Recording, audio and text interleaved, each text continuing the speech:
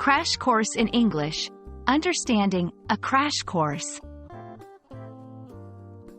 Hello, language enthusiasts. Today, we're diving into an exciting phrase in English, a crash course. This term is popular and versatile, used in many contexts.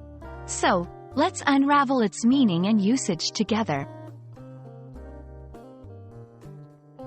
A crash course refers to a quick, intensive lesson or series of lessons. It's designed to teach a lot of information in a short amount of time. Imagine you're about to travel to a country where you don't speak the language. A crash course in that language would mean learning essential phrases and cultural nuances rapidly, to get you ready for the trip. The phrase, a crash course, has interesting roots. It likely originated from military training, where new recruits undergo intensive training, a crash program, to prepare them quickly for service. Over time, this phrase became widely used in educational and professional contexts.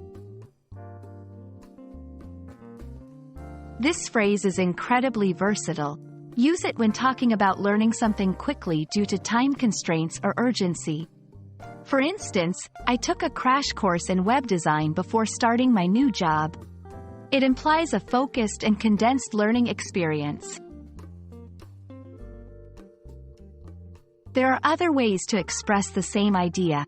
Phrases like intensive training, accelerated learning, and quick study are similar. However, a crash course uniquely captures the essence of speed and comprehensiveness in learning.